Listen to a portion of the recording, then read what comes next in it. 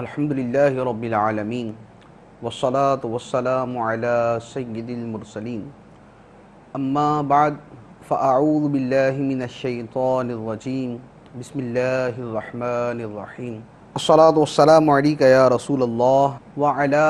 آلک واصحابک یا حبیب اللہ الصلاة والسلام علیکہ یا نبی اللہ وعلی آلک واصحابک یا نور اللہ۔ مجمع الزوائد میں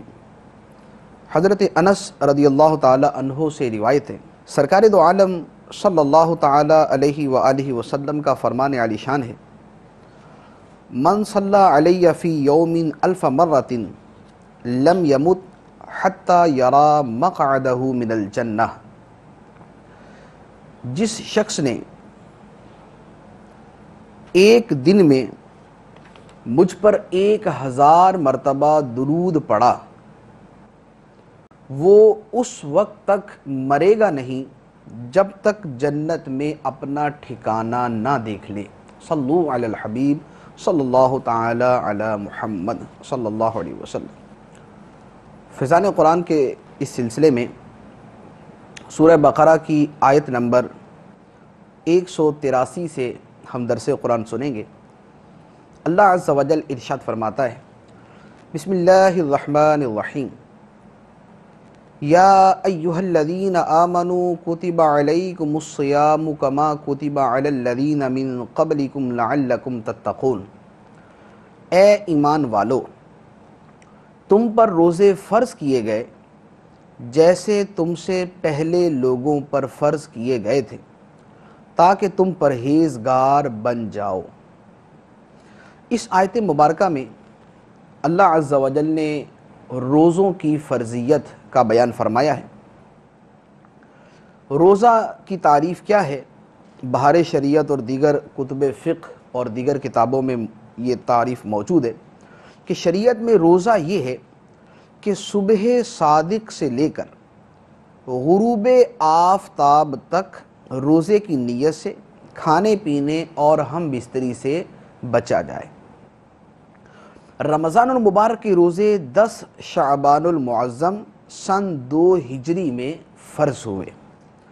اس آیت مبارکہ میں فرمایا گیا، کتب علیکم الصیام، تم پر روزے فرض کیے گئے، کما کتب علی الذین من قبلکم، جیسے تم سے پہلے لوگوں پر فرض کیے گئے تھے۔ اس سے معلوم ہوا کہ روزہ نہایت ہی قدیم عبادت ہے۔ اللہ تبارک و تعالی نے پچھلی امتوں پر بھی روزے فرض فرمائے تھے اور اس کا تذکرہ بھی تفاسیر اور احادیث کے اندر موجود ہے۔ البتہ ان کے روزوں کی صورت جو ہے وہ ہمارے روزوں سے کچھ مختلف تھی۔ پھر روزہ رکھنے کا مقصد بیان فرمایا، لعلکم تتقون، تاکہ تم پرہیزگار بن جاؤ۔ روزہ رکھنے کا بنیادی اور اہم مقصد یہ ہے کہ ہمیں پرہیزگاری کی دولت ملے۔ اس کا طریقہ کیا ہوتا ہے کہ جب آدمی روزہ رکھتا ہے اور اپنی حلال اور جائز خواہشات پر قابو پاتا ہے کہ کھانا اس کے لیے جو حلال ہے وہ اسے چھوڑ دیتا ہے، پینا جو اس کے لیے حلال ہے، مشروبات جو ہے وہ اس کو چھوڑ دیتا ہے، اور اسی طرح لذت نفس کی متعدد چیزوں کو ترک کر دیتا ہے، تو جب آدمی اپنی خواہش کو ترک کرتا ہے، اپنی شہوات سے اپنے آپ کو بچاتا ہے، تو اس کے اندر ضبط نفس کا مادہ پیدا ہوتا ہے، اس کے اندر وہ قوت پیدا ہوتی ہے کہ جس کی وجہ سے وہ اپنے نفس کی مخالفت کر سکے اور اللہ تبارک و تعالی کی رضا کی خاطر اپنی لذات کو چھوڑ سکے۔ تو جب رمضان المبارک کے 30 دنوں کے اندر، 29 یا 30 دنوں کے اندر وہ اپنی حلال اور جائز لذات کو بھی چھوڑ دیتا ہے تو اسے حرام لذتوں کو چھوڑنا بھی آسان ہو جاتا ہے، اور یہی وہ چیز ہے جس کے بارے میں اللہ تبارک و تعالی ایک اور مقام پر ارشاد فرماتا ہے ضبط نفس کے حوالے سے، وَأَمَّا مَنْ خَافَ مَقَامَ رَبِّهِ وَنَهَى النَّفْسَ عَنِ الْهَوَىٰ فَإِنَّ الْجَنَّةَ هِيَ الْمَأْوَىٰ، سورہ نازعات۔ اور جو اپنے رب کے حضور کھڑے ہونے سے ڈر گیا اور اس نے نفس کو خواہش سے روکا تو بے شک جنت ہی اس کا ٹھکانہ ہے۔ تو جو اپنے نفس پر قابو پانے میں کامیاب ہو گیا، اللہ تبارک و تعالیٰ اس کو جنت کا ٹھکانہ عطا فرماتا ہے۔ اور نفس پر قابو پانے کا ایک بہت عمدہ طریقہ یہ ہے کہ آدمی روزے رکھنے کو اپنا معمول بنا لے، اور بطور خاص جو رمضان المبارک کے روزے فرض روزے ہیں، جب آدمی مسلسل 29-30 دن ایک مہینہ اس عمل پر متواتر چلتا رہتا ہے تو اسے ضبط نفس کا ملکہ حاصل ہو جاتا ہے۔ اس کے بعد ارشاد فرمایا ایاما معدودات فمن کان منکم مریضا او علی سفر فعدۃ من ایام اخر وعلی الذین یطیقونہ فدیۃ طعام مسکین فمن تطوع خیرا فہو خیر اللہ وان تصوموا خیر لکم ان کنتم تعلمون۔ گنتی کے چند دن ہیں، تو تم میں جو کوئی بیمار ہو یا سفر میں ہو تو اتنے روزے اور دنوں میں رکھے، اور جنہیں اس کی طاقت نہ ہو ان پر ایک مسکین کا کھانا فدیہ ہے۔ پھر جو اپنی طرف سے نیکی زیادہ کرے تو وہ اس کے لیے بہتر ہے، اور اگر تم جانو تو روزہ رکھنا تمہارے لیے زیادہ بہتر ہے۔ اس آیت مبارکہ میں چند چیزیں جو بیان فرمائی گئی، پہلے فرمایا ایام معدودات، رمضان المبارک کا مہینہ گنتی کے کچھ دن ہیں، 29 دن ہیں یا 30 دن ہیں، تو گویا ہمیں اس بات کی طرف توجہ دلائی گئی کہ روزہ رکھ کر جو تم فاقہ کرتے ہو، بھوک پیاس برداشت کرتے ہو، تو اس سے گھبرانے کی ضرورت نہیں ہے۔ جس رب العالمین نے تمہیں 11 مہینے تک کھلایا پلایا، اور رمضان المبارک میں بھی وہی کھلاتا ہے، لیکن 11 مہینے تک تمہیں دن کے وقت بھی کھانے پینے اور حلال لذات سے لطف اندوز ہونے کی اجازت مرحمت فرمائی ہے، وہ اپنی رضا کی خاطر تمہیں 1 مہینے تک دن کے اوقات میں کھانے پینے اور دیگر چند چیزوں سے منع فرماتا ہے۔ تو لہذا یہ گنتی کے چند دن ہیں کہ جن کے اندر روزہ رکھنا کوئی اتنا مشکل نہیں، کہ 11 مہینے تک آدمی کو کھانے کی اجازت ہے اور صرف 1 مہینے کے لیے اس کو دن کے وقت کھانے پینے سے منع کر دیا گیا۔ پھر دوسری بات کہ یہ جو ہمیں کھانے پینے سے منع کیا گیا، اور اس میں بھی ہمارا ہی فائدہ ہے کہ روزہ رکھنے کے اندر ہمیں جسمانی، روحانی، ظاہری، باطنی ہر طرح کے فوائد حاصل ہوتے ہیں۔ اس کو طبی اعتبار سے دیکھ لیں، اس کو شرعی اعتبار سے دیکھ لیں، اس کو دنیاوی اعتبار سے دیکھ لیں، اس کو اخروی اعتبار سے دیکھ لیں، اس کو ثواب کے اعتبار سے دیکھتے ہیں، اس کو اجر کے اعتبار سے دیکھ لیں، ہر طرح سے روزہ رکھنا ہمارے لیے مفید ہی ہے۔ پھر چونکہ کچھ لوگ ایسے بھی ہوتے ہیں کہ جن کو واقعتاً کوئی ایسا عذر ہوتا ہے کہ جس کی وجہ سے وہ روزہ نہیں رکھ سکتے، ان کے بارے میں اللہ تبارک و تعالی نے فرما دیا فَمَنْ كَانَ مِنْكُمْ مَرِيضًا أَوْ عَلَى سَفَرٍ، جو تم میں سے مریض ہو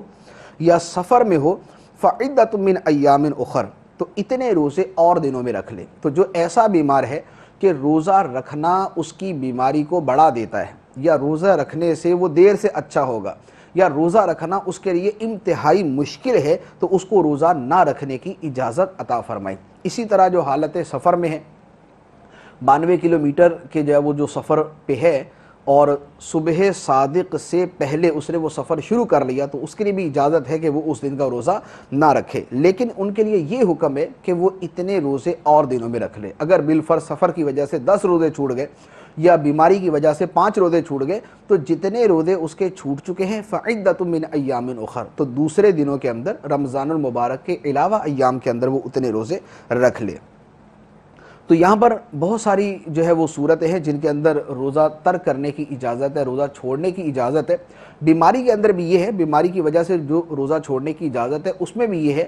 کہ بیماری نہایت اس قسم کی ہو کہ جس میں روزہ رکھنا اس کے لیے بہت مشکل ہو۔ یہ نہیں ہے کہ معمولی سر درد ہے یا معمولی سا بخار ہے تو روزہ چھوڑ دیا، بلکہ ایسی بیماری کہ جس کی وجہ سے روزہ رکھنا اس کے لیے انتہائی شاق ہو جائے، مرض بڑھنے کا سبب بن جائے، یا مرض دیر سے اچھا ہونے کا سبب بن جائے، تو اس کی وجہ سے روزہ اس کو چھوڑنے کی اجازت ہے۔ تو اس کا پتہ یا تو اس بات سے چلے گا کہ واضح طور پہ نظر آ رہا ہے کہ جس پہ آدمی کو ظن غالب حاصل ہو جائے، یا کسی ماہر مسلم حاذق طبیب نے اس کو بتایا، انتہائی ماہر طبیب نے اس کو بتایا کہ روزہ رکھنا تمہارے لیے نقصان دہ ہے، یا اس کا سابقہ تجربہ ایسا ہے کہ اسے پتہ ہے کہ جب میں اس حالت میں روزہ رکھتا ہوں تو میری بیماری بڑھ جاتی ہے، میں بہت زیادہ تکلیف میں آ جاتا ہوں، بہت زیادہ مشقت میں آ جاتا ہوں، ایسا تجربہ اگر موجود ہے تو اس کو روزہ نہ رکھنے کی اجازت۔ اس کے علاوہ بہت ساری وہ صورتیں ہیں کہ جن کا احادیث کے اندر بیان ہے کہ ان کو بھی روزہ نہ رکھنے کی اجازت ہے، جیسے حاملہ یا دودھ پلانے والی عورت، اس کو پتہ ہے کہ اگر وہ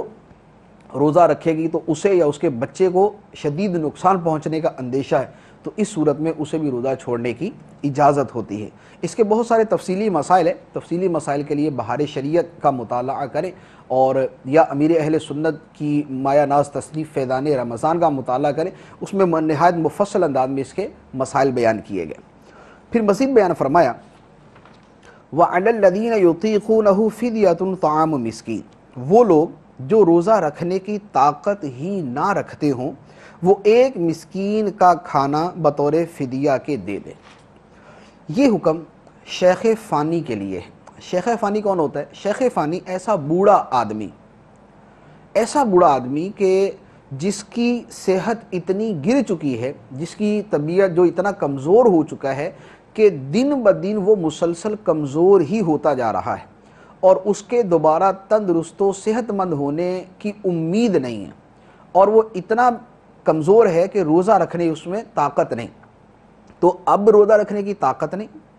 آئندہ اس کے اندر طاقت پیدا ہونے کی امید نہیں ہے، تو ایسے شخص کے لیے اجازت ہے کہ وہ روزہ رکھنے کی بجائے روزے کا فدیہ دے دے۔ فدیہ کیا ہے؟ فدیہ کے لیے جو آسان طریقہ آج کل کے حساب سے وہ یہ ہے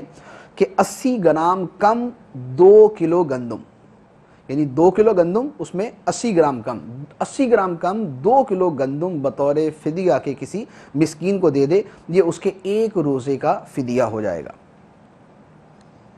اس کے بعد فرمایا فَمَن تَطَوَّعَ خَيْرًا فَهُوَ خَيْرٌ لَهُ، جو اپنی طرف سے زیادہ نیکی کرے تو یہ اس کے لیے بہتر ہے۔ یعنی فدیہ کی مقدار تو مخصوص ہے کہ وہ 2 کلو کے قریب جو وزن ہے وہ دے، لیکن جو اپنی طرف سے زیادہ دے کہ اس کا ایک روزہ اس طرح اگر رہ گیا، نہ رکھ سکا وہ اور نہ آئندہ رکھ سکتا ہے، تو وہ 2 کلو کے بجائے اگر وہ 10 کلو دیتا ہے تو یہ اپنی طرف سے وہ زیادہ نیکی کرتا ہے، تو یہ اس کے لیے بہتر ہے۔ یعنی یہ کم سے کم مقدار بیان کی گئی ہے، زیادہ سے زیادہ نہیں، کم سے کم مقدار یہ ہے۔ اس سے زائد اگر وہ اپنی خوشی سے اللہ تبارک و تعالیٰ کی رضا کے لیے خرچ کرتا ہے تو یہ اس کے لیے بہتر ہی ہے۔ اور پھر اس کے ساتھ ارشاد فرما دیا وَأَن تَصُومُوا خَيْرٌ لَكُمْ إِن كُنتُمْ تَعْلَمُونَ، اگر تم جانو تو روزہ رکھنا تمہارے لیے بہتر ہے۔ یعنی بہت ساری صورتیں وہ ہیں جن کے اندر رخصت ہے، لیکن روزہ رکھنا بہرحال اللہ تبارک و تعالیٰ کے نزدیک زیادہ بہتر ہے، زیادہ افضل ہے۔ اس کے بعد ارشاد فرمایا شہر رمضان الذی انزل فیہ القرآن ھدی للناس وبینات من الھدی والفرقان فمن شہد منکم الشہر فلیصمہ ومن کان مریضا او علی سفر فعدۃ من ایام اخر یرید اللہ بکم اليسر ولا یرید بکم العسر ولتکملوا العدۃ ولتکبروا اللہ علی ما ھداکم ولعلکم تشکرون۔ یہ ایام رمضان کا مہینہ ہے جس میں قرآن نازل کیا گیا، جو لوگوں کے لیے ہدایت اور رہنمائی اور حق و باطل میں فرق کرنے کی روشن باتوں پر مشتمل ہے۔ تو تم میں جو کوئی یہ مہینہ پائے تو ضرور اس کے روزے رکھے، اور جو بیمار ہو یا سفر میں ہو تو اتنے روزے اور دنوں میں رکھے۔ اللہ تم پر آسانی چاہتا ہے اور تم پر دشواری نہیں چاہتا۔ تمہیں یہ آسانیاں اس لیے ملی ہیں تاکہ تم روزوں کی تعداد پوری کر لو، اور تاکہ تم اس بات پر اللہ کی بڑائی بیان کرو کہ اس نے تمہیں ہدایت دی، اور تاکہ تم شکر گزار بن جاؤ۔ اس آیت مبارکہ کے اندر اللہ تبارک و تعالی نے رمضان المبارک کے مقدس مہینے کی عظمت اور فضیلت کو بیان فرمایا۔ 2 اہم ترین فضیلتیں اس میں بیان کی گئی۔ پہلی بات یہ بیان کی کہ فرمایا کہ شہر رمضان الذی انزل فیہ القرآن، کہ رمضان المبارک وہ مقدس اور وہ مبارک مہینہ ہے جس میں اللہ تبارک و تعالی نے قرآن پاک نازل فرمایا۔ تو ایک اس کی نسبت جو ہے وہ قرآن پاک کے نزول کی طرف ہے۔ اب اس مہینے کے اندر قرآن نازل فرمایا، اس کا کیا مطلب ہے؟ شہر رمضان الذی انزل فیہ القرآن، جس میں قرآن نازل ہوا۔ اس مفسرین کرام نے متعدد معانی بیان کیے۔ ایک معنی یہ بیان کیا کہ رمضان وہ مہینہ ہے جس کی شان میں قرآن اترا، یعنی ایک معنی یہ بنا کہ رمضان المبارک وہ مہینہ ہے جس کی عظمت و شان کے بیان میں قرآن اترا، جیسا کہ یہ آیت مبارکہ ہے۔ اسی طرح دوسرا معنی اس کا یہ بیان کیا ہے کہ رمضان کے مہینے میں قرآن اترا، اس کا مطلب یہ ہے کہ قرآن اترنے کی ابتدا اس مہینے میں ہوئی۔ اور تیسرا معنی یہ بیان کیا گیا ہے کہ رمضان المبارک وہ مقدس مہینہ ہے کہ جس میں لوح محفوظ سے آسمان دنیا پر قرآن نازل ہوا، اور پھر وہاں سے 23 سال کے عرصے میں وقتاً فوقتاً جبرائیل امین علیہ السلام قرآن پاک لے کر زمین پر سرکار دو عالم صلی اللہ تعالیٰ علیہ وسلم کے پاس حاضر ہوتے رہے۔ تو گویا اس رات مکمل قرآن لوح محفوظ سے آسمان دنیا پر اترا، جہاں بیت العزت ہے، ایک مقام ہے بڑا مقدس اور معظم، وہاں اترا، اور پھر وہاں سے 23 سال کے عرصے میں زمین پر قرآن پاک تشریف لایا۔ تو اس سے یہ بھی پتہ چلا کہ جس مہینے کو اور جس دن کو، جس گھڑی اور جس وقت کو کسی مقدس شے کے ساتھ نسبت حاصل ہو جائے تو وہ گھڑی اور وہ لمحات بھی مقدس اور فضیلت والے ہو جاتے ہیں۔ جیسے رمضان مبارک کی عظمت کیا ہے؟ فرمایا کہ اس میں قرآن اترا، تو چونکہ اس کی نسبت قرآن پاک کے ساتھ ہوگی، لہذا یہ رمضان المبارک کا مہینہ مقدس ہو گیا، یہ بابرکت ہو گیا۔ تو اب اسی طرح جس دن کی نسبت سرکار دو عالم صلی اللہ تعالیٰ علیہ وسلم کے ساتھ ہے، جیسے 12ویں شریف ہے، سرکار دو عالم صلی اللہ علیہ وسلم کی ولادت مبارکہ کا دن ہے،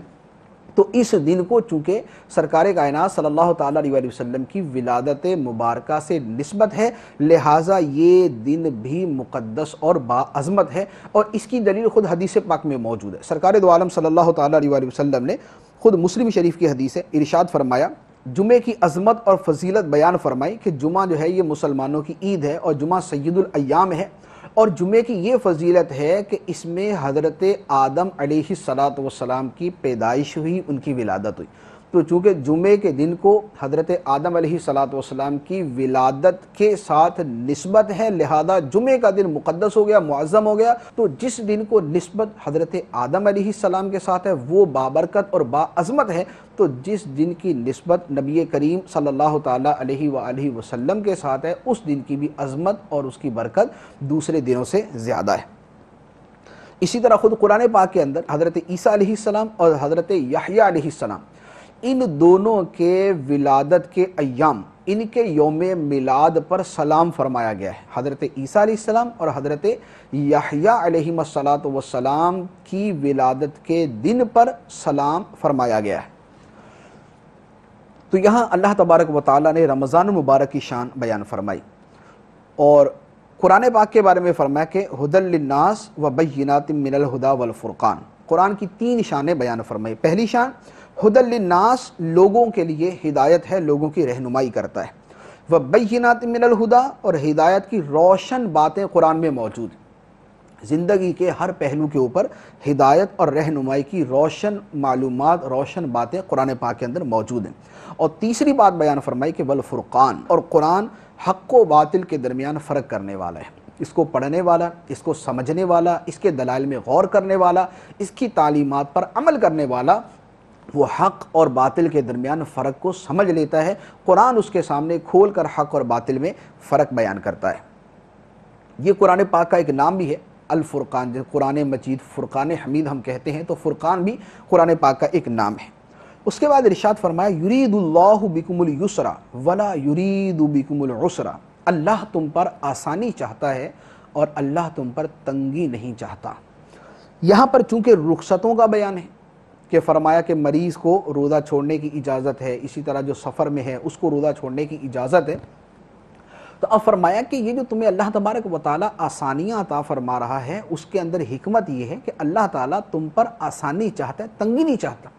اللہ تعالیٰ نے تم پر نماز فرض فرمائی، روزے فرض فرمائے، حج فرض کیا، زکوٰۃ دینا فرض کیا، تو اس کا مطلب کہ تمہیں کسی مشقت میں ڈالنا نہیں ہے، اللہ تعالیٰ تم پر آسانی چاہتا ہے۔ جو احکام ہیں وہ بھی آسان ہے، اس کے اندر جو مشقت ہے چونکہ اس مشقت میں اس سے بڑھ کر فائدہ ہے، تو وہ مشقت بھی حقیقتاً ایک آسانی کی طرف لے جانے والی ہے، ایک بات۔ دوسری بات یہ کہ اللہ تبارک و تعالیٰ نے بیشتر احکام کے اندر رخصتیں عطا فرمائی، جیسے نماز کا مسئلہ ہے، نماز اگر کھڑے ہو کر نہیں پڑھ سکتے تو بیٹھ کر پڑھ لیں، بیٹھ کر نہیں پڑھ سکتے تو لیٹ کر پڑھ لیں۔ اسی طرح زکوٰۃ ہے، جب تک ایک مخصوص مقدار جو ہے مال کی اپنے آدمی کے پاس نہیں ہوتی، اس پر سال نہیں گزر جاتا، وہ اس کی حاجتوں سے زائد نہیں ہوتی، تب تک زکوٰۃ فرض نہیں۔ اسی طرح جس آدمی کے پاس اپنی حاجات سے بڑھ کر اتنا مال جمع نہیں ہو جاتا کہ وہ حج کر سکے، تب تک اس پر حج فرض نہیں ہوتا۔ اسی طرح رمضان المبارک کا روزہ ہے،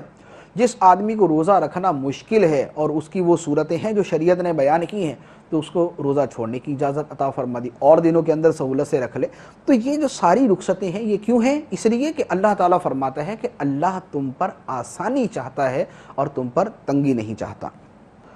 اس کے بعد ارشاد فرمایا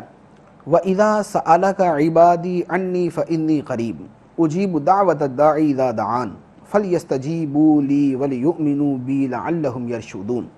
اور اے حبیب، جب تم سے میرے بندے میرے بارے میں سوال کریں تو بے شک میں اللہ نزدیک ہوں، میں دعا کرنے والے کی دعا قبول کرتا ہوں۔ جب وہ مجھ سے دعا کرے تو انہیں چاہیے کہ میرا حکم مانیں اور مجھ پر ایمان لائیں تاکہ ہدایت پائیں۔ اس آیت مبارکہ میں طالبان حق کی طلب مولا کا بیان ہے، جنہوں نے عشق الہی میں اپنی خواہشات کو قربان کر دیا، اللہ ہی کے طلبگار، اسی کے قرب اور وصال کے متمنی اور آرزو مند ہیں۔ صحابہ کرام کی ایک جماعت جذبہ عشق الہی کی وجہ سے سرکار دو عالم صلی اللہ تعالی علیہ وسلم سے پوچھنے لگی، یا رسول اللہ ہمارا رب کہاں ہے؟ اس پر بتایا گیا کہ اللہ تعالی مکان سے پاک ہے، وہ اپنی شان کے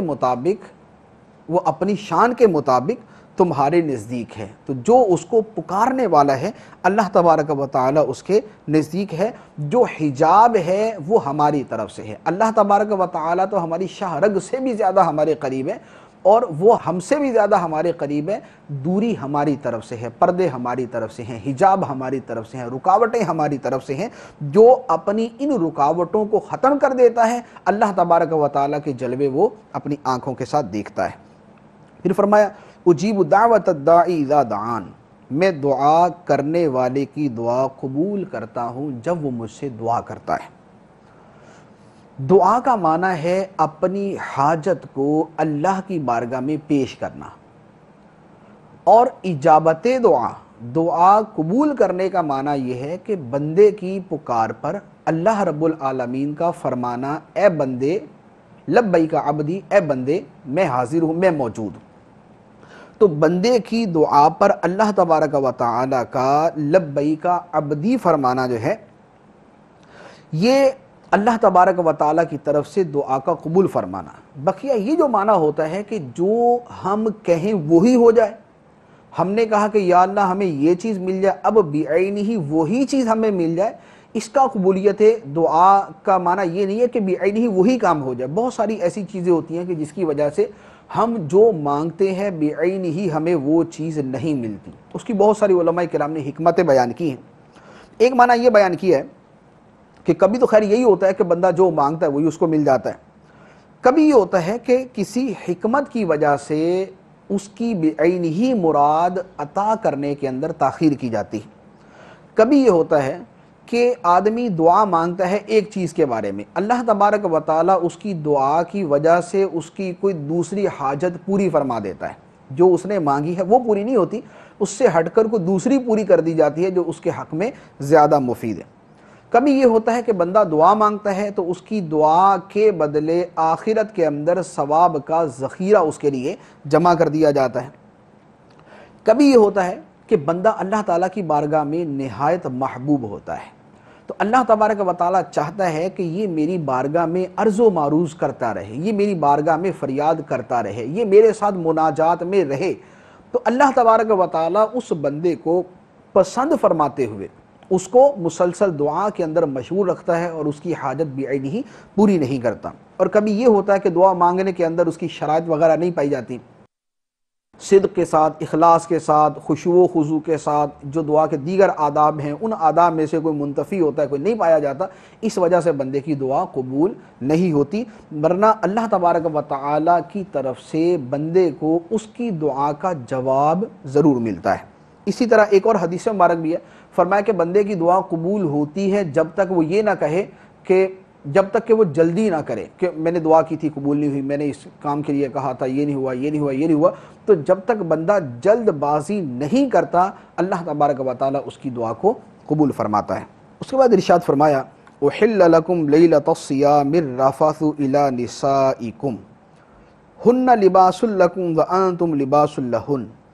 علم اللہ انکم کنتم تختانون انفسکم فتاب علیکم وعفا عنکم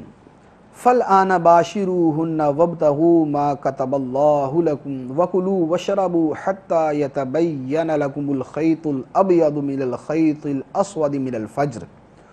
ثم اتموا الصیام الی اللیل ولا تباشروہن وانتم عاکفون فی المساجد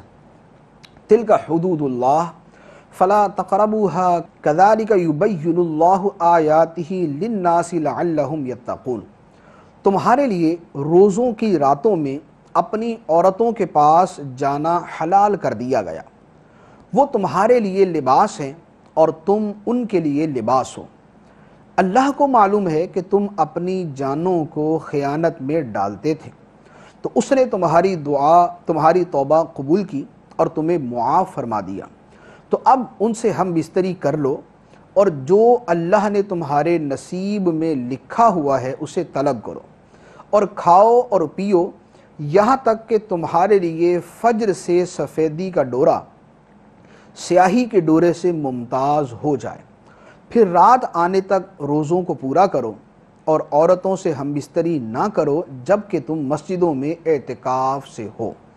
یہ اللہ کی حدیں ہیں تو ان کے پاس نہ جاؤ۔ اللہ یوں ہی لوگوں کے لیے اپنی آیات کھول کر بیان فرماتا ہے تاکہ وہ پرہیزگار ہو جائیں۔ اس آیت مبارکہ میں متعدد احکام ارشاد فرمائے گئے۔ پہلے نمبر پہ فرمایا احل لکم لیلۃ الصیام الرفث الی نسائکم، کہ روزوں کی راتوں میں تمہارے لیے اپنی عورتوں کے پاس جانا حلال کر دیا گیا۔ شروع اسلام کے اندر افطار کے بعد کھانا پینا اور بیویوں سے ہم بستری کرنا یہ نماز عشاء تک حلال تھا اور اس کے بعد حرام۔ تو پہلے چونکہ یہ تھا، اب بعض صحابہ کرام سے جو ہے وہ اس معاملے کے اندر جو ہے وہ تقصیر ہوئی، کوتاہی ہوئی اور وہ اس پر پوری طرح عمل نہ کر سکیں، تو سرکار دو عالم صلی اللہ تعالیٰ علیہ وسلم کی بارگاہ میں حاضر ہو کر اپنا ماجرا عرض کیا، تو یہ آیت مبارکہ نازل ہوئی اور فرمایا کہ آئندہ کے لیے تمہارے لیے رمضان کی راتوں میں اپنی بیویوں کے پاس جانا حلال کر دیا گیا، اور پھر فرمایا کہ وَابْتَغُوا مَا كَتَبَ اللَّهُ لَكُمْ، جو اللہ نے تمہارے نصیب میں لکھ دیا ہے اسے طلب کرو، یعنی حصول اولاد کی نیت سے اپنی ازواج کے پاس جاؤ۔ پھر فرمایا وَكُلُوا وَاشْرَبُوا حَتَّى يَتَبَيَّنَ لَكُمْ، اور کھاؤ اور پیو حتیٰ کہ تمہارے لیے سیاہ اور سفید ڈورا ایک دوسرے سے متبین ہو جائے، ممتاز ہو جائے، جدا ہو جائے۔ اس آیت مبارکہ کا شان نزول، اس حصے کا شان نزول یہ ہے، بخاری شریف کے اندر ہے کہ حضرت سرما بن قیس رضی اللہ تعالی عنہ ایک صحابی تھے۔ یہ محنت مزدوری کرتے تھے، دن بھر کام کر کے جب افطار کے وقت گھر تشریف لائے تو اپنی زوجہ محترمہ سے کھانا طلب کیا۔ ان کی زوجہ کھانا پکانے میں مشغول ہوئی اور ان کی آنکھ لگ گئی، سو گئے۔ جب یہ سو کر اٹھے، اب بیوی نے ان کو کھانا پیش کیا تو انہوں نے کہا اب تو میں کھا نہیں سکتا، کیونکہ شروع اسلام میں یہ بھی حکم تھا کہ اگر کوئی شخص افطاری کے بعد سو جائے تو سونے کے بعد اس کے لیے کھانا حلال نہیں ہوتا تھا، یعنی جو اس کو کھانے کی اجازت تھی وہ سونے سے پہلے نماز عشاء تک، اور اگر وہ نماز عشاء سے پہلے سو گیا تو اس کے کھانے کا وقت پھر بھی ختم ہو گیا۔ تو اب چونکہ انہوں نے کھانا کھانے سے انکار کر دیا، اگلے دن پھر دوبارہ روزہ رکھ لیا۔ اب محنت مزدوری کرنے والے آدمی تھے تو اگلے دن دوپہر کے وقت بے ہوش ہو گئے، تو اس پر اللہ تبارک و تعالیٰ نے قرآن پاک کی یہ آیت مبارکہ نازل فرمائی اور اجازت عطا فرمائی کہ رمضان المبارک کی ساری رات کھانے پینے کی تمہیں اجازت عطا فرما دی گئی، یعنی طلوع فجر تک، صبح صادق سے پہلے تک، جس وقت ہم اپنے سحری کا کھانا، جو سحری کا ہمارا وقت ختم ہوتا ہے تب تک کھانے کی اجازت عطا فرما دی گئی۔ سیاہ ڈورے سے مراد ہے رات اور سفید ڈورے سے مراد ہے صبح صادق کا وقت، تو صبح صادق تک کھانا حلال، اور اس کے بعد جو ہے پھر وہ روزے کا وقت شروع ہو جاتا ہے۔ اس سے ایک اور بات بھی پتہ چلی کہ یہاں قرآن پاک کی واضح آیت مبارکہ سے بتا دیا گیا کہ سحری کا جو وقت ہے یا رات کا جو کھانا کھانے کا وقت ہے، اس کا تعلق صبح صادق کے ساتھ ہے، اس کا تعلق صبح صادق کے ساتھ ہے۔ یہ جو ہمارے ہاں ایک جہالت رائج ہے کہ فجر کی اذانیں شروع ہو جاتی ہیں اور لوگ کھا رہے ہوتے ہیں، اور یہ ذہن میں کانسیپٹ ہوتا ہے کہ جب تک اذانیں ختم نہیں ہو جاتی تب تک کھا سکتے ہیں، یہ کانسیپٹ سراسر غلط ہے۔ فجر کی اذان فجر کا وقت شروع ہونے کے بعد دی جاتی، اور فجر کی اذان سحری کا وقت ختم ہونے کے بعد دی جاتی ہے، لہذا اس سے پہلے کھانا چھوڑ دینا ضروری ہے۔ تو یہ جو ایک عام جو ہے وہ رائج جہالت ہے، اس سے جو ہے بچنا لازمی ہے، فرض ہے۔ پھر اسی طرح ایک اور چیز کہ روزہ رکھنے کا جو طریقہ وہ یہی ہے کہ صبح صادق سے لے کر غروب آفتاب تک روزہ ہے۔ ایک روزے کا طریقہ یہ بھی ہوتا ہے کہ آدمی مسلسل جو ہے وہ روزہ رکھتا جائے، یعنی روزہ جو ہے وہ بغیر افطار کی اگلا روزہ، پھر بغیر افطار کی اگلا روزہ، اس کو کہتے ہیں صوم وصال۔ صوم وصال جو ہے یہ سرکار دو عالم صلی اللہ تعالیٰ علیہ وآلہ وسلم کے لیے جائز تھا، بقیہ کسی کے لیے جائز نہیں ہے۔ بخاری شریف کی حدیث مبارک ہے، سرکار دو عالم صلی اللہ تعالیٰ علیہ وآلہ وسلم نے صحابہ کرام کو صوم وصال رکھنے سے منع فرمایا، تو صحابہ کرام نے عرض کیا یا رسول اللہ صلی اللہ تعالیٰ علیہ وآلہ وسلم، آپ بھی تو روزہ رکھتے ہیں، تو فرمایا کہ تم میں میرے جیسا کون ہے، مجھے میرا رب کھلاتا ہے، میرا رب پلاتا ہے۔ تو صوم وصال سرکار دو عالم صلی اللہ تعالیٰ علیہ وآلہ وسلم کی خصوصیت ہے، کسی دوسرے کو رکھنے کی اجازت نہیں۔ پھر ایک اور مسئلہ جو اس آیت مبارکہ میں بیان فرمایا گیا، وَلَا تُبَاشِرُوهُنَّ وَأَنْتُمْ عَاكِفُونَ فِي الْمَسَاجِدِ، پہلے یہ فرمایا گیا کہ رمضان المبارک کی راتوں میں تمہارے لیے اپنی بیویوں کے پاس جانا حلال کر دیا گیا۔ اب فرمایا کہ اگر تم حالت اعتکاف میں ہو تو دوران اعتکاف اپنی بیویوں کے پاس نہیں جا سکتے، یعنی جو جانے کی اجازت ہے وہ اس شخص کے لیے ہے جو حالت اعتکاف میں نہ ہو۔ اعتکاف کی حرمت کا تقاضا یہ ہے کہ یہ دوران اعتکاف اپنی بیوی کے پاس نہیں جا سکتے، اگر کوئی جائے گا اس سے ہم مستری کرے گا اس کا اعتکاف ٹوٹ جائے گا۔ اس کے علاوہ بھی اعتکاف کے بہت سارے مسائل ہیں، اس کے لیے بہار شریعت یا فیضان اعتکاف امیر اہل سنت کی کتاب، اس کا مطالعہ کریں، اس میں اس کے مفصل احکام موجود ہیں۔ اس کے بعد ارشاد فرمایا وَلَا تَأْكُلُوا أَمْوَالَكُمْ بَيْنَكُمْ بِالْبَاطِلِ وَتُدْلُوا بِهَا إِلَى الْحُكَّامِ لِتَأْكُلُوا فَرِيقًا مِّنْ أَمْوَالِ النَّاسِ بِالْإِثْمِ وَأَنْتُمْ تَعْلَمُونَ، اور آپس میں ایک دوسرے کا مال ناحق نہ کھاؤ، اور نہ حاکموں کے پاس ان کا مقدمہ اس لیے پہنچاؤ کہ لوگوں کا کچھ مال ناجائز طور پر جان بوجھ کر کھا لو۔ اس آیت مبارکہ میں باطل طریقے سے کسی کا مال کھانا حرام قرار دیا گیا۔ باطل طریقے سے کھانے کے اندر چوری کے ذریعے کھانا، یعنی کسی کا مال چرا لیا یا کسی کا مال چھین لیا، ڈکیتی کی، لوٹ لیا، غصب کر لیا، ان تمام طریقوں سے جو مال حاصل کیا گیا وہ باطل طریقے سے مال حاصل کرنے میں آتا ہے، اور اس کے کھانے کو شریعت نے حرام قرار دیا۔ دوسری بات جو فرمائی کہ حاکموں کے پاس لوگوں کے مقدمے لے کر نہ جاؤ تاکہ لوگوں کا کچھ مال ناجائز طریقے سے کھاؤ، یعنی بعض لوگوں کی یہ عادت ہوتی ہے کہ دوسرے پر مقدمہ قائم کر دیا یا دوسرے کو کورٹ کچہری کے چکروں کے اندر گھسیٹ دیا، اور مقصد کیا؟ مقصد یہ ہے کہ کچھ مال مل جائے۔ تو یہ لوگوں کو کورٹ کچہری کے اندر گھسیٹنا تاکہ ان کا مال برباد کریں، ان کو تنگ کریں، ان کو پریشان کریں، ان کا مال کھائیں، ان کا مال حاصل ہو، یہ بھی نص قطعی قرآنی کے ذریعے حرام قرار دیا گیا۔ افسوس کی بات ہے کہ ہمارے ہاں یہ صورت کتنی رائج ہے کہ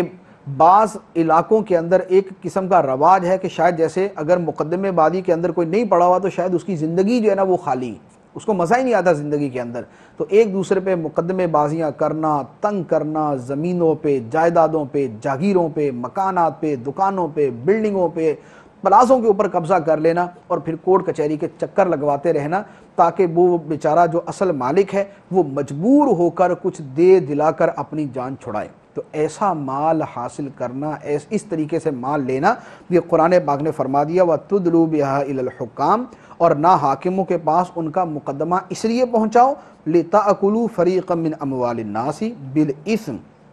کہ تم گناہ کے ذریعے ناجائز طور پر لوگوں کا کچھ مال کھا سکو۔ اور اسی سے ایک اور بات بھی پتہ چلی کہ جس طرح یہ حرام ہے، اسی طرح جھوٹا مقدمہ کرنا، جھوٹی گواہی دینا اور جھوٹی وکالت کرنا کہ وکیل کو معلوم ہے کہ یہ آدمی جو ہے یہ غلط طریقے سے دوسرے پر مقدمہ قائم کیے ہوئے ہے، تو ایسے وکیل کا اس وکالت میں اپنے آپ کو لینا اور اس کی وکالت کرنا یہ بھی حرام، اور اس کی اجرت بھی اس کے لیے حرام ہے۔ اس کے بعد ارشاد فرمایا یسألونک عن الأہلہ قل ہی مواقیت للناس والحج ولیس البر بأن تأتوا البیوت من ظہورها ولكن البر من اتقى وأتوا البیوت من ابوابها واتقوا اللہ لعلکم تفلحون۔ تم سے نئے چاند کے بارے میں سوال کرتے ہیں، تم فرما دو یہ لوگوں اور حج کے لیے وقت کی علامتیں، اور یہ کوئی نیکی نہیں کہ تم گھروں میں پچھلی دیوار توڑ کر آؤ، ہاں اصل نیک تو پرہیزگار ہوتا ہے، اور گھروں میں ان کے دروازوں سے آؤ اور اللہ سے ڈرتے رہو اس امید پر کہ تم فلاح پاؤ۔ یہاں چاند کے بارے میں چند صحابہ کرام نے سوال کیا، حضرت معاذ بن جبل رضی اللہ تعالیٰ عنہ اور ایک اور دوسرے صحابی ہیں، انہوں نے سوال کیا یا رسول اللہ یہ چاند چھوٹا بڑا کیوں ہوتا ہے؟ تو انہوں نے تو اس کے بارے میں ایک طبعی اعتبار سے ایک چیز دریافت کی، اس کے جواب میں اللہ تبارک و تعالی نے چاند کی طبعی حکمتیں بیان کرنے کی بجائے، طبعی اسباب بیان کرنے کے بجائے اس کے فوائد بیان فرمائے کہ چاند کے گھٹنے بڑھنے کی وجہ کیا، اس کے فوائد کیا ہیں۔ تو فرما دیا کہ اس میں لوگوں کے لیے فائدے ہیں، حج کے اوقات اس سے پتہ چلتے ہیں، یعنی چاند کے گھٹنے بڑھنے سے لوگوں کے دین اور دنیا کے بہت سے معاملات وابستہ ہیں، کہ چاند کے گھٹنے بڑھنے کے ذریعے زراعت، تجارت، لین دین کے معاملات، روزے، عید کے اوقات، عورتوں کی عدتیں، حیض کے ایام، حمل اور دودھ پلانے کی مدتیں، دودھ چھڑانے کی مدتیں اور حج کے اوقات معلوم ہوتے ہیں۔ پھر اسی طرح چاند کا نظام اللہ تبارک و تعالی نے ایک ایسا آفاقی اور عالمی نظام بنایا ہے کہ جس کو ہر بندہ سمجھ سکتا ہے، جس کو ہر بندہ جان سکتا ہے۔ چاند اگر رات کے ابتدائی حصے میں طلوع ہو رہا ہے اور چھوٹا ہے تو اس کا مطلب ہے کہ مہینے کے ابتدائی ایام چل رہے ہیں۔ چاند اگر روشن ہے، آسمان پہ چمک رہا ہے اور رات کا بیشتر حصہ چمکتا ہے تو اس کا مطلب ہے کہ مہینے کے درمیانی ایام گزر رہے ہیں۔ چاند اگر رات کے آخری پہر میں طلوع ہو رہا ہے اور تھوڑی دیر کے لیے طلوع ہوتا ہے اور چھوٹا ہے تو اس کا مطلب ہے کہ آخری دن چل رہے ہیں۔ تو یہ ایک وہ جنتری ہے جو ہر پڑھے لکھے ان پڑھ کے لیے اللہ تبارک و تعالی نے دنیا کے اوپر جو ہے وہ لگا دی، اور ہر بندہ اس کے متعلق بہت ساری چیزیں سیکھ سکتا ہے۔ اس کے بعد ارشاد فرمایا وَقَاتِلُوا فِي سَبِيلِ اللَّهِ الَّذِينَ يُقَاتِلُونَكُمْ وَلَا تَعْتَدُوا إِنَّ اللَّهَ لَا يُحِبُّ الْمُعْتَدِينَ، اور اللہ کی راہ میں ان سے لڑو جو تم سے لڑتے ہیں، اور حد سے نہ بڑھو، بے شک اللہ حد سے بڑھنے والوں کو پسند نہیں کرتا۔ 6 ہجری میں حدیبیہ کا واقعہ پیش آیا۔ اہل مکہ نے سرکار دو عالم اور صحابہ کرام کو عمرہ کرنے سے منع کر دیا۔ اگلے سال صحابہ کرام عمرے کے لیے جب گئے تو اب صحابہ کرام کو تردد تھا کہ کہیں ایسا نہ ہو کہ لڑائی لڑنی پڑ جائے۔ اگر لڑائی لڑنی پڑ جائے تو ہم حالت احرام کے اندر اور حرمت والا مہینہ چل رہا ہے، تو اب ہم کس طرح لڑائی کریں گے؟ تو اس معاملے کے اندر ان کو تردد تھا۔ اس پر اللہ عز و جل نے ان کو ارشاد فرمایا کہ جو تم سے لڑیں اللہ کے راستے میں تم بھی ان سے لڑو، یعنی جو تمہارے دل میں تردد ہے کہ ہم نے احرام باندھا ہوا، حرمت والا مہینہ چل رہا ہے، اگر کافر ہم سے لڑائی کریں گے تو ہمارا بنے گا کیا؟ ہم تو آگے سے لڑ نہیں سکتے۔ تو ان کو اللہ تبارک و تعالی نے اجازت عطا فرما دی کہ اگر کافر تم سے اس حالت میں لڑتے ہیں تو جواب کے اندر تمہارے لیے بھی ان سے لڑنے کی، تمہیں بھی لڑنے کی اجازت عطا فرما دی گئی۔ اس کے علاوہ بھی اس کے بہت سارے محامل بیان کیے گئے۔ پھر فرمایا وَلَا تَعْتَدُوا، اور حد سے نہ بڑھو، إِنَّ اللَّهَ لَا يُحِبُّ الْمُعْتَدِينَ، بے شک اللہ حد سے بڑھنے والوں کو پسند نہیں کرتا۔ مطلقاً تو حکم یہی ہے کہ اللہ تبارک و تعالیٰ نے مطلقاً زیادتی کرنے سے منع کیا، حد سے بڑھنے سے منع کیا، حد سے بڑھنے والوں کو اللہ تعالیٰ پسند نہیں کرتا، لیکن یہاں اگر ہم اسی مخصوص سیاق و سباق میں دیکھیں جس کو ہم نے بیان کیا تو اس کا مطلب یہ ہوگا کہ جو لوگ جنگ کے قابل نہیں ہیں تم ان سے نہ لڑو، کہ ان سے لڑنا ان پر زیادتی کرنا ہے۔ اسی طرح جن لوگوں سے تمہارا معاہدہ ہے کہ ہم تم سے لڑائی نہیں کریں گے، ان سے بھی نہ لڑو، کہ جب معاہدہ کیا ہوا ہے تو ان سے لڑنا زیادتی کرنا ہے۔ اسی طرح ایک اس کا مفہوم یہ بھی بن سکتا ہے کہ بغیر دعوت کے جنگ نہ کرو، کیونکہ شرعی طریقہ یہ ہے کہ اگر مسلمان کسی علاقے پر حملہ کرتے ہیں تو پہلے ان کو اسلام کی دعوت دیں، ان کو اسلام کی تعلیمات بتائیں، مذہب اسلام ان کے سامنے دلائل کے ساتھ بیان کریں، ثابت کریں۔ جب دعوت کا سلسلہ ختم ہو جائے پھر ان سے پوچھا جائے گا کہ تم دعوت اسلام قبول کرتے ہو یا نہیں۔ اگر وہ کر لیتے ہیں تو پھر تو معاملہ ہی ختم، اور اگر وہ نہیں کرتے تو پھر ان سے جزیے کا مطالبہ کیا جائے گا۔ اگر وہ جزیہ دیتے ہیں تو بھی لڑائی کی اجازت نہیں بلکہ معاملہ ختم، اور اگر وہ جزیہ دینے سے بھی انکار کرتے ہیں تو اب ان سے لڑنے کی اجازت۔ تو یہ جو اسلام نے طریقہ تفصیل سے بیان کیا، اگر اس کی پیروی نہ کی جائے اور بغیر دعوت کے جا کر ان پر حملہ کر دیا جائے تو یہ حد سے بڑھنا ہے، یہ زیادتی کرنا ہے۔ پھر فرمایا وَاقْتُلُوهُمْ حَيْثُ ثَقِفْتُمُوهُمْ وَأَخْرِجُوهُمْ مِنْ حَيْثُ أَخْرَجُوكُمْ وَالْفِتْنَةُ أَشَدُّ مِنَ الْقَتْلِ وَلَا تُقَاتِلُوهُمْ عِنْدَ الْمَسْجِدِ الْحَرَامِ حَتَّى يُقَاتِلُوكُمْ فِيهِ فَإِنْ قَاتَلُوكُمْ فَاقْتُلُوهُمْ كَذَلِكَ جَزَاءُ الْكَافِرِينَ۔ اور دوران جہاد کافروں کو جہاں پاؤ قتل کرو، اور انہیں وہاں سے نکال دو جہاں سے انہوں نے تمہیں نکالا تھا، اور فتنہ قتل سے زیادہ شدید ہوتا ہے۔ اور مسجد حرام کے پاس ان سے نہ لڑو جب تک وہ تم سے وہاں نہ لڑیں، اور اگر وہ تم سے لڑیں تو انہیں قتل کرو، کافروں کی یہی سزا ہے۔ اوپر آیت مبارکہ میں چونکہ بیان کیا گیا کہ چونکہ کافروں نے تمہیں مکہ مکرمہ سے بے دخل کیا تھا اور اب بھی تم سے آمادہ قتال ہیں، تو دوران جہاد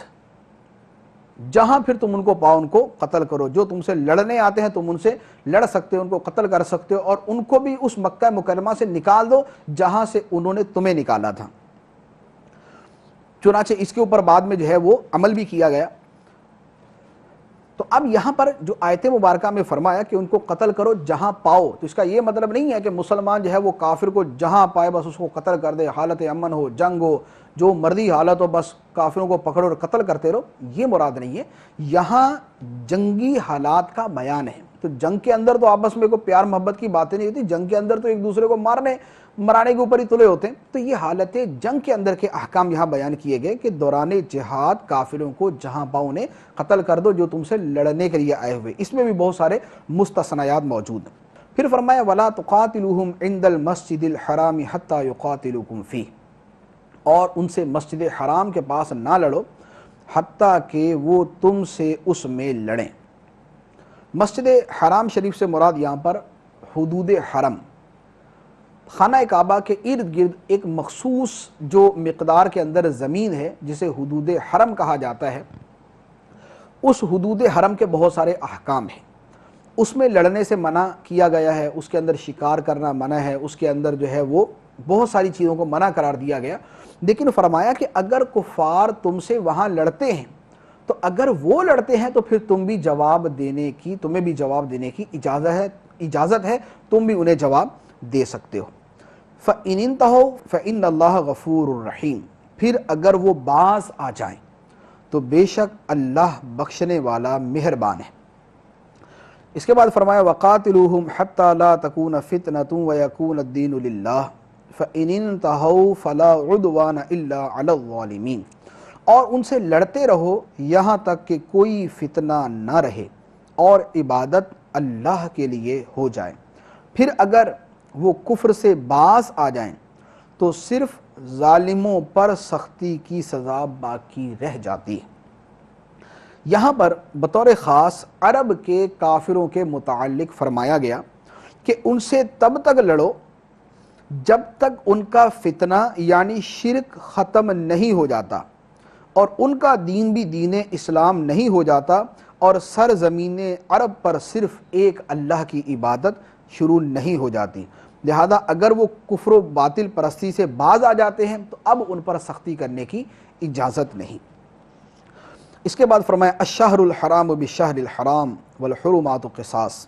فمن اعتدى علیکم فاعتدوا علیہ بمثل ما اعتدى علیکم واتقوا اللہ واعلموا ان اللہ مع المتقین۔ ادب والے مہینے کے بدلے ادب والا مہینہ ہے اور تمام ادب والی چیزوں کا بدلہ ہے، تو جو تم پر زیادتی کرے اس پر اتنی ہی زیادتی کرو جتنی اس نے تم پر زیادتی کی ہو، اور اللہ سے ڈرتے رہو اور جان رکھو کہ اللہ ڈرنے والوں کے ساتھ ہے۔ مسلمانوں کو چونکہ حرمت والے مہینوں میں لڑنا بہت بھاری لگ رہا تھا، تو اللہ تبارک و تعالیٰ نے صراحت کے ساتھ ان کی مزید تسلی کے لیے اجازت عطا فرمائی کہ حرمت والے مہینوں کے بدلے حرمت والے مہینے، یعنی چونکہ وہ تم سے لڑنے سے باز نہیں آ رہے تو تمہیں اس وجہ سے ان سے لڑنے کی اجازت دی گئی ہے۔ تو اگرچہ فی نفسی ایک فعل ایسا لگتا ہے کہ سمجھ نہیں آتا، لیکن جب وہی فعل کسی مقابلے میں کیا جاتا ہے تو وہی فعل سمجھ میں آ جاتا ہے۔ جیسے گولی چلانا کوئی اچھی بات نہیں، گولی کسی کو مار دینا کوئی اچھی بات نہیں، لیکن اگر ڈاکو گولی چلا رہے ہیں تو اب ڈاکوؤں کو مارنے کے لیے، ان کو بھگانے کے لیے یا ان کو پکڑنے کے لیے اگر پولیس گولی چلاتی ہے تو پولیس کا گولی چلانا جو ہے یہ جرم نہیں ہے، یہ عین قانون کے مطابق ہے، بلکہ یہ حکم قانون ہے۔ تو فعل وہی گولی چلانا ہے، لیکن وہی گولی ڈاکو چلاتا ہے تو وہ جرم ہے، وہ برائی ہے، وہ قانون شکنی ہے، اور وہی گولی اس کے مقابلے میں پولیس چلا رہی ہے تو وہ قانون ہے، وہ حکم قانون ہے، وہ عین اجازت ہے اس کی، اس کے اوپر کوئی گرفت کوئی پابندی نہیں۔ تو اسی طرح جو مشرکین تم سے حرمت والے مہینوں میں لڑتے ہیں وہ جرم کر رہے ہیں، اور اگر ان کے مقابلے میں تم ان سے لڑائی کرتے ہو تو تمہارا یہ فعل جرم نہیں بلکہ اللہ تبارک و تعالیٰ کی طرف سے اجازت ہے، اور یہ اللہ تبارک و تعالیٰ کا قانون ہے۔ پھر فرمایا فَمَنِ اعْتَدَىٰ عَلَيْكُمْ فَاعْتَدُوا عَلَيْهِ بِمِثْلِ مَا اعْتَدَىٰ عَلَيْكُمْ، جو تم پر زیادتی کرو تو جتنی زیادتی اس نے تم پر کی ہے اتنی ہی تم کر سکتے ہو۔ کافر تو مسلمانوں کو جیسے چاہتے تھے تنگ کرتے تھے، ایذا پہنچاتے تھے، تپتی ریت پر لٹاتے تھے، ان کے اوپر جو ہے وہ انگاروں پہ ان کو لٹاتے تھے، اور نہ جانے کس کس طریقے سے تنگ کرتے تھے، لیکن اللہ تبارک و تعالی نے مسلمانوں کو اعتدال کی روش کی تلقین فرمائی۔ مسلمانوں سے یہ فرمایا کہ تم ان پر اتنی ہی زیادتی کر سکتے ہو جتنی انہوں نے تم پر کی تھی، یعنی جتنی انہوں نے تمہیں تکلیف پہنچائی تم ان سے اتنا ہی بدلہ لوگے، اور تم حد سے نہیں بڑھو گے، بلکہ فرمایا کہ واتقوا اللہ، اور ہر حال میں اللہ سے ڈرتے رہو، وَاعْلَمُوا أَنَّ اللَّهَ مَعَ الْمُتَّقِينَ، اور جان لو کہ اللہ متقین کے ساتھ ہے۔ تو یہ کیسی حسین اور پاکیزہ تعلیم ہے کہ کافروں سے جنگ ہو رہی ہے، لڑائی ہو رہی ہے، بدلہ لیا جا رہا ہے، انتقام کا وقت ہے، لیکن اللہ تبارک و تعالیٰ انتقام میں بھی حد سے بڑھنے سے منع فرما رہا ہے۔ اس میں بھی فرمایا کہ اللہ تبارک و تعالیٰ کا تقوی پیش نظر رکھو، اللہ تبارک و تعالیٰ سے ڈرتے رہو۔ تو یہ وہ حسین اسلام کی تعلیم، یہ وہ اسلام کی پیاری تعلیم ہے جو اللہ تبارک و تعالیٰ ہمیں عطا فرماتا ہے کہ ہر حال میں تقوی، خوف خدا اور اللہ تبارک و تعالیٰ کے مقرر کردہ حدود پر قائم رہنا یہ مسلمان کا شیوا ہے۔ اس کے بعد ارشاد فرمایا وَأَنفِقُوا فِي سَبِيلِ اللَّهِ وَلَا تُلْقُوا بِأَيْدِيكُمْ إِلَى التَّهْلُكَةِ وَأَحْسِنُوا إِنَّ اللَّهَ يُحِبُّ الْمُحْسِنِينَ، اور اللہ کی راہ میں خرچ کرو اور اپنے ہاتھوں خود کو ہلاکت میں نہ ڈالو، اور نیکی کرو، بے شک اللہ نیکی کرنے والوں سے محبت فرماتا ہے۔ یہاں فرمایا کہ اللہ کی راہ میں خرچ کرو، بطور خاص تو مال کے حوالے سے کہ اپنی اللہ کی راہ میں اپنا مال خرچ کرو، بقیہ اس میں جان بھی اللہ تبارک و تعالیٰ کی راہ میں لگا دینا جو ہے یہ بھی دوسری آیات سے مستفاد ہے۔ دوسرا کو فرمایا کہ اپنے آپ کو ہلاکت میں نہ ڈالو۔ ہلاکت میں ڈالنے سے کیا مراد ہے، کس سے منع کیا گیا؟ صحیح بخاری شریف میں ہے کہ یہ آیت خرچ کرنے سے متعلق نازل ہوئی۔ کیا مطلب یہ ہے کہ اللہ کی راہ میں مال خرچ نہ کرنا، اللہ کی راہ میں مال خرچ نہ کرنا یہ اپنے آپ کو ہلاکت میں ڈالنا ہے۔ تو جو اللہ کی راہ میں مال خرچ نہیں کرتا، جہاں ضرورت ہے، جہاں حکم شریعت ہے، وہ اپنے آپ کو ہلاکت میں ڈال رہا ہے۔ اور دوسرا یہ ہے کہ راہ جہاد کو ترک کر دینا، یہ اپنے آپ کو ہلاکت میں ڈالنا ہے۔ جہاد جو ہے یہ اسلام کا عظیم شعار ہے، اسلام کی عظیم چیز ہے، اس کو چھوڑ دینا یہ اپنے آپ کو ہلاکت میں ڈالنا ہے۔ اب اس کے ساتھ اور بھی بہت ساری چیزیں اس میں آتی ہیں۔ اپنے آپ کو ہلاکت میں ڈالنا کسی مسلمان کو قتل کرنا بھی ہے، کہ قتل کرنے میں اپنے آپ کو بھی ہلاکت پر ڈالنا پایا جاتا ہے۔ اور ایک بہت واضح صورت خودکشی کی ہے کہ خودکشی کرنا اپنے آپ کو ہلاک کرنا ہے، اور یہ حرام اور گناہ کبیرہ ہے۔ سرکار دو عالم صلی اللہ تعالیٰ علیہ وسلم نے ارشاد فرمایا خودکشی کے بارے میں کہ جس نے پہاڑ سے گر کر خودکشی کی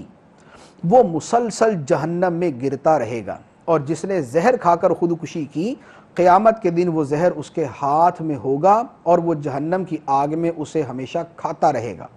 اور جس نے چھری کے ذریعے خود کو قتل کیا قیامت کے دن وہ چھری اس کے ہاتھ میں ہوگی اور دوزخ کی آگ میں ہمیشہ وہ چھری اپنے پیٹ میں مارتا رہے گا۔ تو یہ ہے اللہ تبارک و تعالیٰ کا حکم کہ وَلَا تُلْقُوا بِأَيْدِيكُمْ إِلَى التَّهْلُكَةِ، اپنے آپ کو ہلاکت میں نہ ڈالو اور نیکی کرو، بے شک اللہ نیکی کرنے والوں سے محبت فرماتا ہے۔ اللہ تبارک و تعالیٰ ہمیں اپنے احکام پر عمل کرنے کی توفیق عطا فرمائے اور ہمیں اپنے نیک بندوں میں شامل فرمائے، آمین بجاہ النبی الامین صلی اللہ تعالی علیہ وسلم۔